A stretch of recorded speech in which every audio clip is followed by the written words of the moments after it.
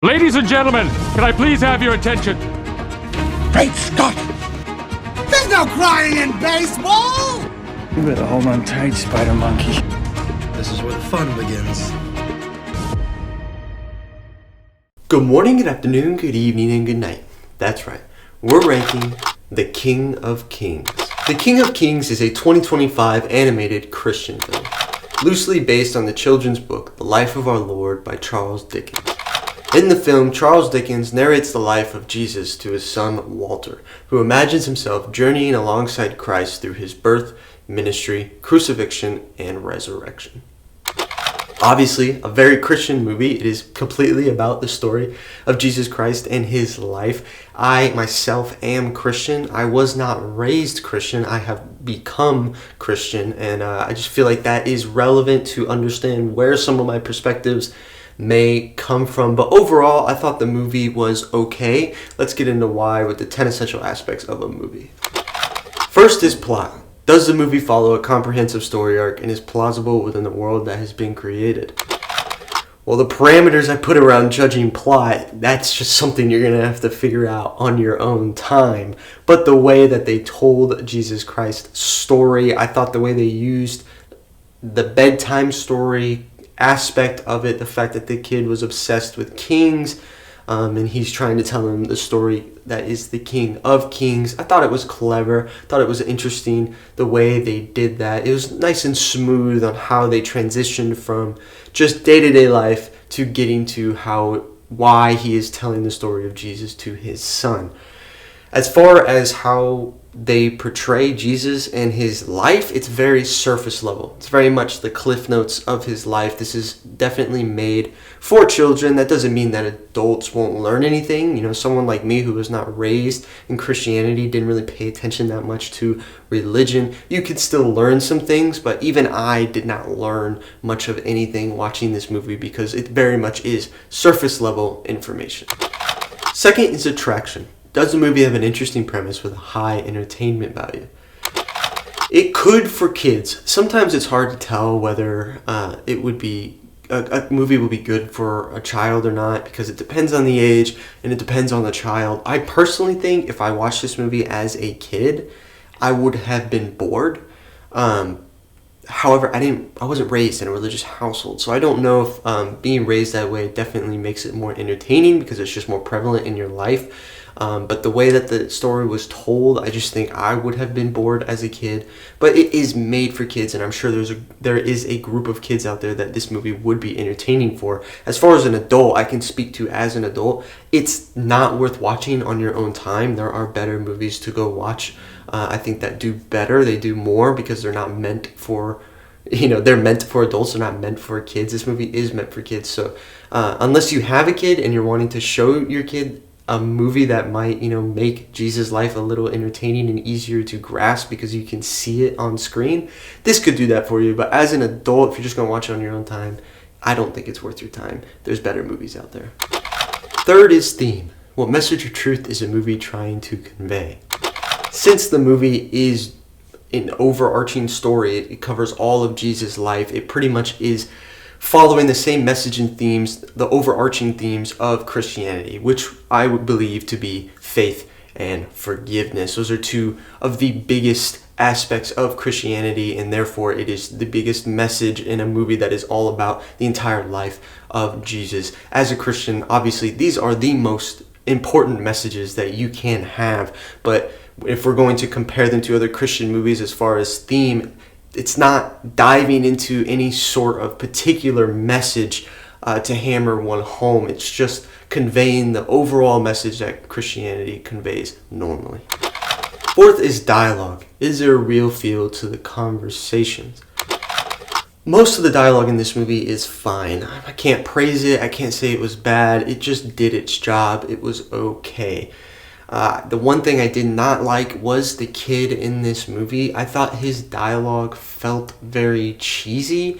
It didn't feel very real. It definitely felt like an adult writing lines for a kid. And it honestly really felt like forced moments of laughter that weren't actually funny because they just felt very forced. It didn't feel authentic, didn't feel like a real kid. And because of that, there's a lot of moments in this movie where the story of Jesus is being told and then it's interrupted to go back to the kid.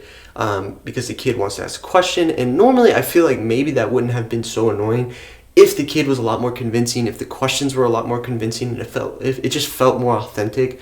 Instead, you went from a story that was interesting to go into a story that I didn't care about and just wanted to go back. So that happened quite a few times, and honestly, I just didn't really like it. It really interrupted the flow of the movie. The kid did not feel that real. Fifth is acting. Are the characters convincing?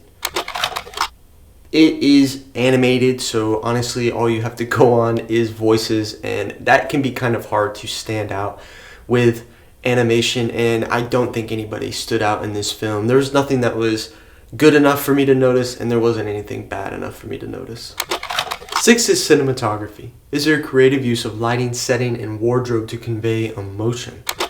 I thought the character models in this movie looked weird. They have very exaggerated facial features, and I just didn't love that. I didn't think it looked that great. Some people have huge noses, weird shaped heads, weird ears, like just weird looking faces and bodies, and it's kind of a small complaint. I didn't love it, but I don't think a kid really cares. Outside of that, the environment looked really nice. I think they spent a lot of time to have this movie look as good as it could. I thought the water in this movie should be praised. It is really good. I thought it looked really, really good, especially when it was its time to shine, when Peter is walking out towards Jesus in the middle of this giant storm with giant waves. I thought it looked really nice. Probably my favorite part of the movie as far as just visuals go. It was really satisfying to look at. The water just seemed like they put a lot of time into making it look very nice and very well done. As far as Jesus goes, he feels and looks very white. He sounds very white. I don't quite understand why that is the case. I mean, he is very clearly Middle Eastern. I don't understand why you wouldn't just make him Middle Eastern. He feels very white. I could be wrong, but honestly, that's the feeling I got when I watched it.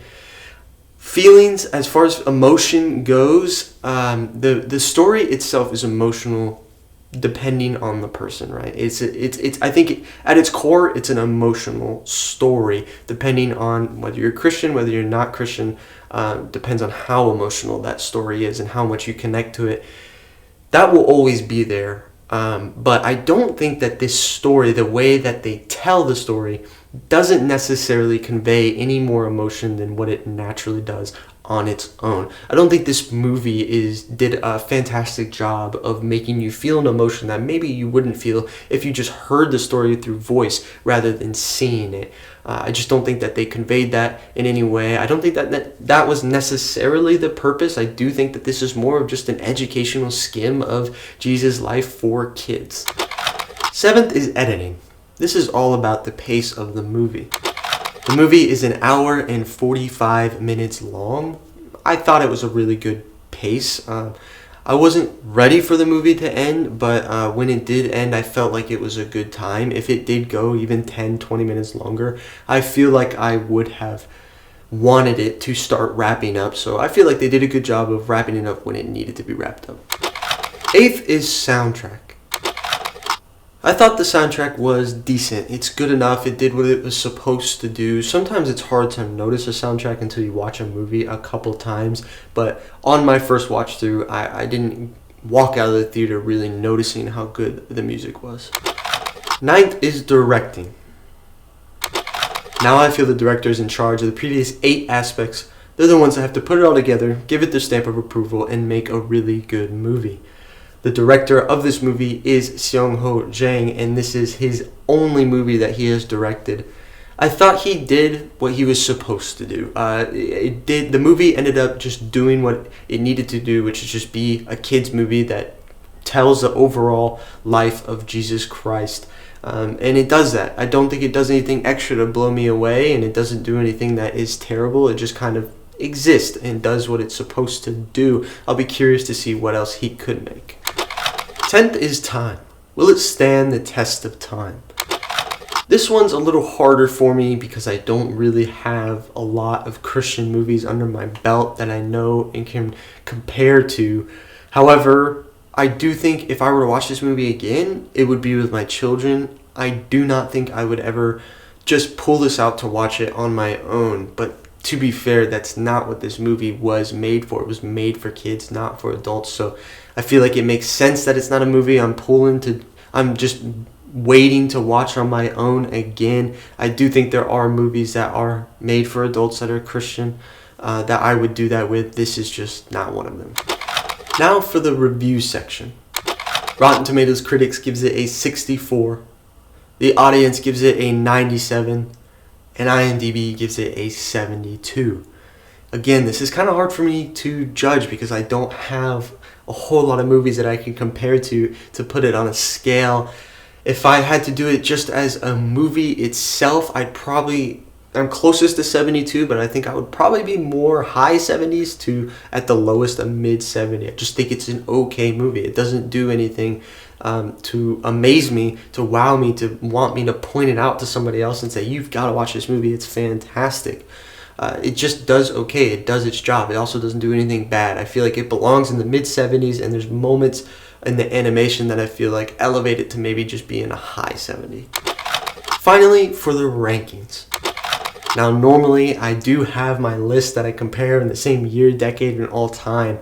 However, with this movie, I did not see that it was fair to put this movie in the same list as all of those movies.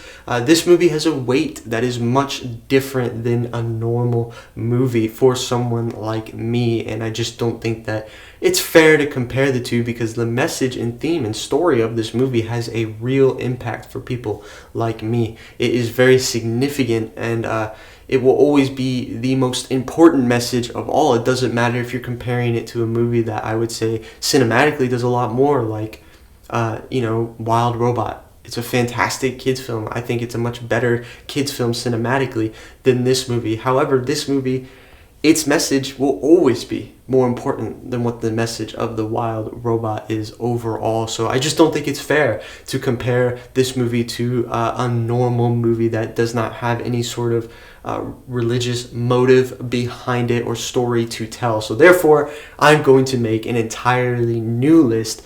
I'm not going to do the same thing where I'm comparing the year, decade, and all time. I'm just going to do all time, and I will just purely have Christian movies in that list. So with that being said, all-time entertainment and cinematically, this movie is going to be first, and the next time I get a Christian movie, I will rank it against another Christian movie so that way it is fair. But anyways, that's all I've got for The King of Kings. I thought it was decent. Again, I haven't watched a whole lot of Christian movies, so if you are wanting me to watch some more or you have some that you would like to suggest, then throw them down in the comments. If you have seen this movie, tell me. Let me know what you thought about it. Did you think it was just okay as far as compared to a lot of Christian movies? Because I haven't seen them, I'd love to know what you think. I'd love to know where you place this on Christian movies overall. If you're interested in someone who does kind of a similar format as me as far as reviewing movies, and go check out my best friend Bosso movie reviews. He reviews his own movies. He has a concise list for normal movies. And he also does TV shows now, which I think is interesting. But otherwise, comment a movie that you want me to review and subscribe so that you can watch me review that movie. But otherwise, I'm Mr. Majoritarian. Stay classy, San Diego.